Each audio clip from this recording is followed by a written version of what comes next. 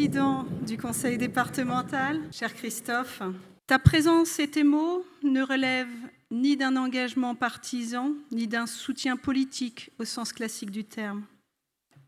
Ils traduisent une chose simple, mais importante, la reconnaissance et le respect du travail, de la méthode et de la capacité à porter un projet sérieux pour Alençon, ville-préfecture de notre département, à laquelle, comme tu l'as rappelé, nous sommes tous profondément attachés.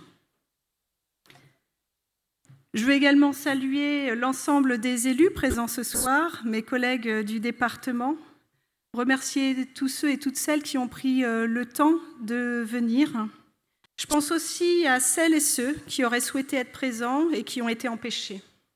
Je veux citer en particulier Véronique Louvagie, retenue à Paris par ses responsabilités nationales, ainsi que Jérôme Nury, qui n'ont malheureusement pas pu se joindre à nous ce soir et qui m'ont demandé de les excuser.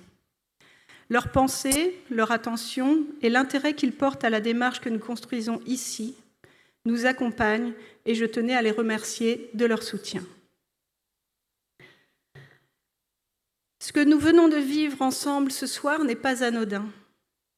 Ce n'est pas une simple succession de prises de parole, ce n'est pas une simple présentation de liste. Nous avons fait un choix fort et profondément symbolique. Nous avons commencé par la fin, par l'expérience, par la transmission. Merci Christine. Avec l'intervention de Christine Roimier, première femme maire d'Alençon, figure majeure de l'histoire de notre ville, et pour moi, un repère, une source d'inspiration, quelqu'un qui m'a transmis une manière d'exercer l'autorité avec calme, constance et surtout sens du collectif. Comme vous le savez, le conseil municipal est composé de 35 membres. La loi nous permet d'en ajouter 2. J'ai fait le choix d'en faire des places d'honneur. Parce que la politique locale n'est pas seulement une affaire de règlement, mais aussi de reconnaissance, de respect et de transmission. Il ne faut jamais oublier d'où l'on vient pour savoir où l'on va. À ces places d'honneur, il y a donc Christine Roimier pour l'expérience, la sérénité, la mémoire de la ville. Et il y a également Yves Herouet Desforges, médecin du sport, ancien adjoint à Paris 16e, dont le regard, l'exigence et les conseils apportent à notre équipe un éclairage précieux, notamment sur les enjeux de santé, d'accessibilité, car comme ça a été dit dans la présentation, la liaison ferroviaire avec Paris lui tient particulièrement à cœur, mais aussi de prévention et de qualité de vie. Puis nous avons remonté la liste, pas à pas, profil après profil, jusqu'à ce moment. Ce choix n'est pas un effet de mise en scène, c'est un message. À Alençon, l'avenir se construit sur l'expérience, avec l'expérience, pas contre elle. Derrière moi, il y a 36 femmes et hommes, 36 parcours différents, 36 histoires, 36 sensibilités. Des chefs d'entreprise, des salariés, des enseignants, des soignants, des fonctionnaires, des bénévoles. Des femmes et des hommes engagés dans le sport, dans la culture, dans l'éducation, dans la vie associative, dans la vie citoyenne. Il n'y a pas dans cette équipe une seule personne qui n'ait jamais été engagée dans la société civile. Pas une. Même notre Benjamin, au milieu derrière moi, Kéra, tout juste majeure, elle vient d'avoir 18 ans il y a quelques semaines, est déjà engagée comme porte-drapeau et dans des associations patriotiques. Personne dans cette liste n'est spectateur. Tout le monde, à un moment de sa vie, a donné du temps, de l'énergie, des compétences pour quelque chose de plus grand que soi. Et cela change profondément la manière de conduire l'action municipale. Et je veux m'arrêter un instant sur ce point. Parce que trop souvent, on oppose la société civile à l'action publique. comme si l'une ne pouvait pas comprendre l'autre. Ici, c'est exactement l'inverse. Cette équipe, ce sont des femmes et des hommes qui connaissent les contraintes, qui connaissent le réel, qui savent ce que veut dire faire avec moins, faire avec des règles, faire avec des responsabilités. Quand on a été bénévole dans un club, quand on a dirigé une association, quand on a tenu un commerce, quand on a été salarié ou fonctionnaire, on sait ce que veut dire décider sans toujours plaire. Et c'est cela aussi, diriger une ville. On a voulu parfois faire croire que la diversité est une faiblesse. Je crois exactement l'inverse. La diversité n'est une force que lorsqu'elle est tenue par un cap clair. Sinon, cette force se disperse, sinon cette force se fragmente, sinon cette force s'épuise. Si cette équipe tient, ce n'est pas parce que nous pensons tous la même chose, c'est parce que nous savons pourquoi nous sommes là. Nous ne sommes pas d'accord sur tout, et c'est très bien ainsi. Ce qui nous unit, ce n'est pas une étiquette, ce n'est pas une posture, ce n'est pas un réflexe idéologique. Ce qui nous unit, c'est une méthode. Discuter, écouter, décider et assumer collectivement les décisions prises. C'est exigeant, c'est parfois inconfortable, mais c'est exactement ce que les Alençonnaises et les Alençonnais attendent.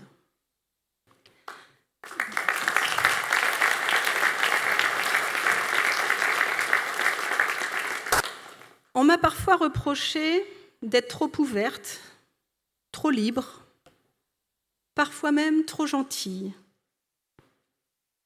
Je veux le dire très simplement. Dans le monde dans lequel nous vivons aujourd'hui, il est beaucoup plus facile de dire non que de dire oui. Dire non, c'est se protéger.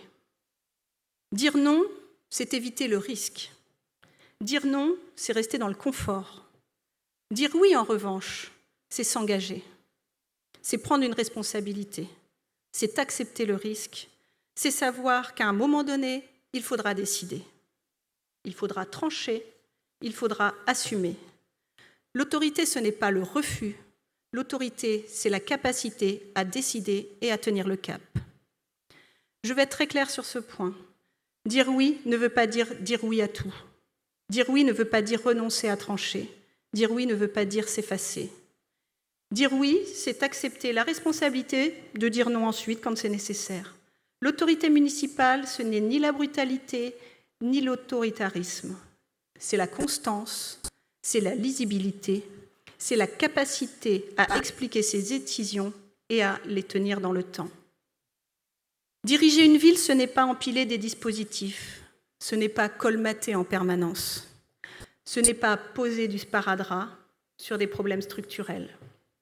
Diriger une ville, c'est accepter de regarder les choses en face, même quand elles dérangent, même quand elles inquiètent, même quand elles bousculent des habitudes. La Tour Pascal en est un exemple très clair. Depuis des années, on aménage, on contourne, on sécurise à la marge, on répare sans ne jamais traiter le fond. À un moment donné, continuer ainsi, ce n'est plus de la prudence, c'est de la renonciation. La décision de démolir la Tour Pascal sera une décision audacieuse, mais surtout une décision responsable. Et je veux être très claire, la Tour Pascal n'est pas une exception. C'est un premier point de deal.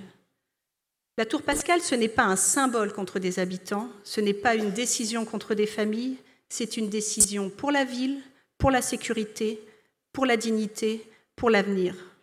Continuer à faire semblant, continuer à empiler des solutions temporaires, continuer à dépenser sans résultat durable, ce serait renoncer. Et renoncer, ce n'est pas protéger. Agir, parfois, c'est avoir le courage de dire « on change de méthode ». Notre objectif est de nous attaquer, un par un, à tous les points de deal de ville, avec fermeté, avec méthode, avec humanité. La question de la police municipale est évidemment centrale, et je veux être très claire là aussi. Nous avons parlé d'un objectif de 18 policiers municipaux. Ce chiffre n'est pas sorti d'un chapeau.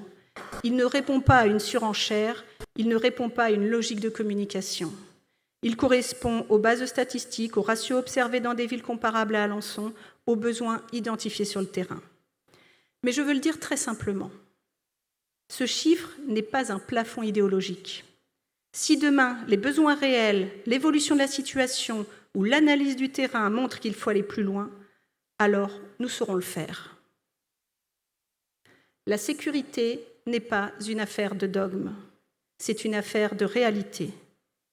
En revanche, je refuse deux choses. Je refuse la course aux chiffres, où chacun annonce toujours plus sans ne jamais expliquer comment, ni avec quels moyens, ni pour quels résultats. Et je refuse l'idée selon laquelle une police municipale devrait être présente 7 jours sur 7, 24 heures sur 24, comme une solution miracle. Parce que ce n'est pas sérieux. Et parce que ce n'est pas la réalité de ces missions. La police municipale a un rôle essentiel, un rôle de présence, un rôle de prévention, un rôle de tranquillité publique, un rôle de proximité. Elle connaît les quartiers, elle connaît les habitants, elle connaît les situations. Mais elle n'a pas vocation à se substituer à la police nationale. Et je le dis clairement, ce n'est ni son rôle, ni sa mission, ni sa responsabilité. La sécurité efficace, ce n'est pas la confusion des rôles, c'est la complémentarité. Une police municipale bien formée, bien rémunérée, bien équipée, bien encadrée, présente au bon moment, aux bons endroits. Et une police nationale pleinement dans son rôle régalien, avec laquelle la coordination est fluide, claire et respectueuse. C'est cette articulation-là que nous voulons renforcer. La sécurité ne repose pas sur une seule institution. Elle repose sur la coordination, sur la capacité de chacun à prendre sa part de responsabilité. La commune a un rôle, la police municipale a un rôle, la police nationale a un rôle, mais l'État, la justice et les bailleurs sociaux ont aussi leur rôle essentiel à jouer. Quand des actes délictueux sont commis, la réponse doit être claire, rapide, lisible. Cela suppose un dialogue constant avec le procureur de la République pour que les procédures soient suivies, pour que les décisions soient comprises et pour que l'impunité ne s'installe jamais. Cela suppose aussi un travail ferme avec les bailleurs sociaux. Quand des familles bénéficient d'un logement social, cela implique des droits, mais aussi des devoirs. On ne peut pas accepter que certains logements deviennent des points de deal ou des zones de non-droit. La coordination avec l'État est également indispensable. Pas dans la confrontation, pas dans la posture, mais dans l'exigence. L'exigence que chacun fasse son travail. L'exigence que les responsabilités soient assumées. L'exigence que les décisions prises aient des conséquences réelles. La sécurité, ce n'est pas un empilement de discours, c'est une chaîne. Et quand un maillon lâche, c'est toute la chaîne qui s'affaiblit. Notre responsabilité, c'est de faire en sorte que cette chaîne tienne. Parce que la sécurité ne se résume pas à la répression, c'est pour cela que nous assumons aussi pleinement le recours aux travaux d'intérêt général. Responsabiliser plutôt que seulement sanctionner, faire réparer plutôt que laisser faire, redonner du sens à la règle, au bien vivre ensemble, au respect des autres et des biens communs. La fermeté sans humanité est inefficace, l'humanité sans fermeté est impuissante. Nous voulons les deux. Parce qu'une ville sûre n'est pas une ville dure, c'est une ville juste, une ville qui sanctionne quand il le faut, mais qui responsabilise aussi. Une ville qui rappelle que les règles existent non pas pour exclure, mais pour permettre à chacun de vivre ensemble. Je veux insister sur un point. Quand beaucoup ont le sentiment que la police est loin, abstraite ou déconnectée, il faut savoir repartir de la base. Et la base de notre démocratie, c'est la commune, c'est la mairie. Là où l'on se connaît, là où l'on se parle, là où les décisions ont un visage. Ce que nous avons réussi à construire ici, avec des profils aussi différents, en organisant le dialogue sans renoncer à décider, c'est exactement ce dont notre démocratie a besoin. La mairie, ce n'est pas un lieu lointain. C'est le premier niveau de confiance, celui où l'on peut expliquer, celui où l'on peut corriger, celui où on peut agir concrètement.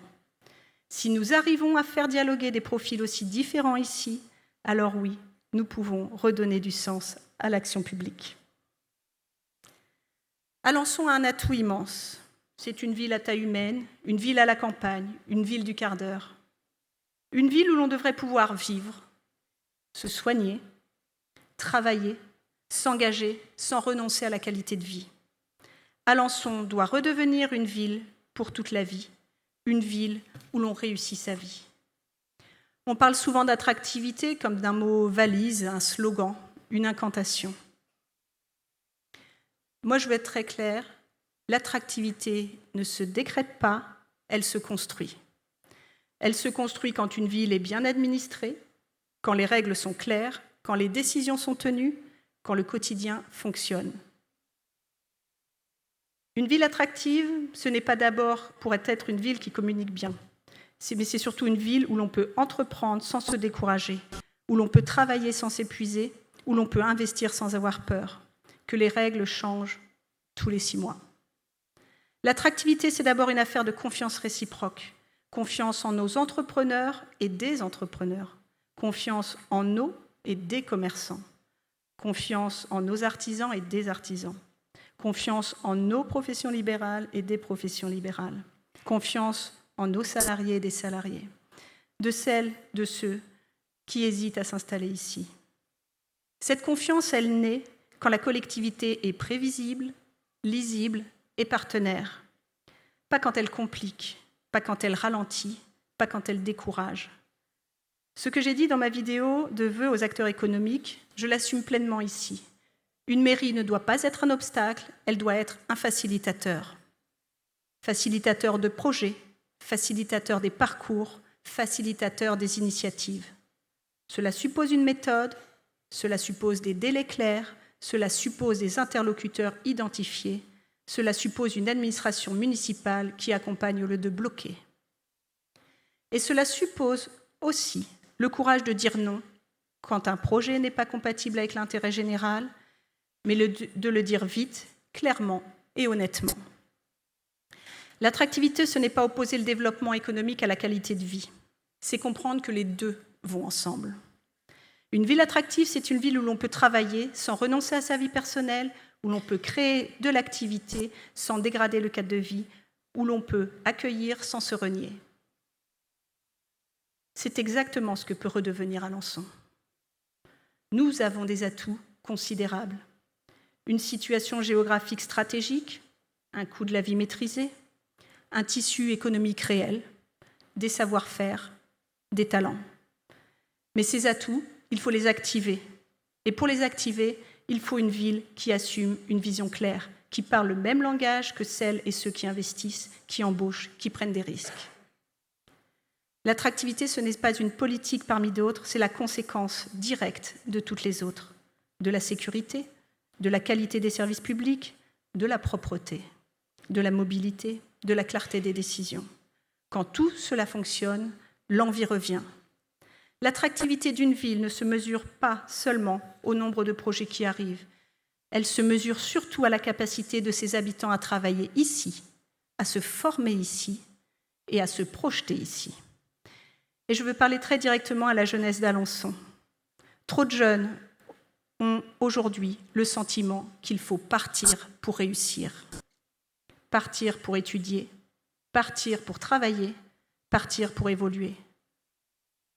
Notre responsabilité, ce n'est pas d'empêcher les départs, c'est de faire en sorte que le retour soit possible et surtout désirable. Cela passe par l'emploi local, par le soutien aux entreprises qui embauchent ici, par le développement des filières existantes, par la valorisation des métiers industriels, artisanaux, des métiers de service, des métiers du soin. Il n'y a pas d'emploi mineur.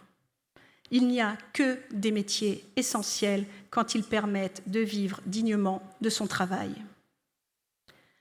Cela passe aussi par la formation. Une ville attractive, c'est une ville qui travaille avec ses lycées, ses centres de formation, ses organismes d'apprentissage, ses acteurs de l'insertion. Une ville qui anticipe les besoins plutôt que de les subir. Former ici pour travailler ici, former ici pour entreprendre ici. Et cela passe enfin par la place que l'on fait aux jeunes dans la cité. Pas comme un public à gérer, pas comme un problème à traiter, mais comme une énergie à accompagner. Une jeunesse à qui l'on fait confiance, une jeunesse à qui l'on donne des responsabilités, une jeunesse à qui l'on ouvre des perspectives. Parce qu'une ville qui n'offre pas d'avenir à sa jeunesse finit toujours par s'appauvrir. Et parce qu'à l'inverse, une ville qui investit dans l'emploi, la formation et la jeunesse investit directement dans son avenir. Le tourisme également n'est pas un sujet accessoire. Ce n'est pas un supplément d'âme, c'est un levier économique, un levier d'image et un levier de fierté collective. Et sur ce sujet, Alençon a des atouts que beaucoup de villes nous envient. Alençon, c'est d'abord un patrimoine unique au monde. Le point d'Alençon, inscrit au patrimoine culturel immatériel de l'UNESCO, n'est pas seulement un savoir-faire d'exception. C'est une signature, une identité, un symbole de patience, d'exigence et d'excellence. C'est exactement l'image que notre ville doit porter. Alençon, c'est aussi un lieu majeur du tourisme cultuel. Avec Louis et Zélie Martin, parents de Sainte-Thérèse, canonisés ensemble, Alençon est une étape essentielle d'un parcours spirituel qui attire chaque année des visiteurs du monde entier. Ce patrimoine spirituel doit être accueilli, valorisé, avec respect et avec intelligence. Mais Alençon, ce n'est pas seulement une histoire, c'est aussi un décor, une architecture, une harmonie urbaine. Le château, les 7 colonnes, les places, les perspectives, les façades, les rues anciennes. Notre ville a une cohérence architecturale que beaucoup ont perdue et que nous devons préserver. Le tourisme que nous voulons développer n'est pas un tourisme de masse. Ce n'est pas un tourisme déconnecté de la vie locale. C'est un tourisme qui fait vivre les commerces, les cafés, les restaurants, les artisans, les hébergements. Un tourisme qui crée de l'activité sans dénaturer la ville. Un tourisme qui respecte les habitants et qui valorise leur cadre de vie. Valoriser notre patrimoine, ce n'est pas le figer. C'est le raconter, c'est le rendre lisible, c'est le relier à l'économie locale, à la culture, à l'événementiel, à la vie quotidienne. Le tourisme n'est pas une politique isolée, c'est une politique transversale. Quand une ville est belle, quand elle est sûre, quand elle est vivante, elle attire naturellement. Et je le dis clairement, nous devons assumer la fierté d'être alençonnais. Pas par nostalgie, pas par repli, mais parce que c'est en connaissant et en valorisant ce que nous sommes que nous devenons attractifs pour les autres. Si je propose de prendre cette responsabilité, ce n'est ni par ambition personnelle, ni par goût du pouvoir. C'est parce que je sais ce que cette fonction exige.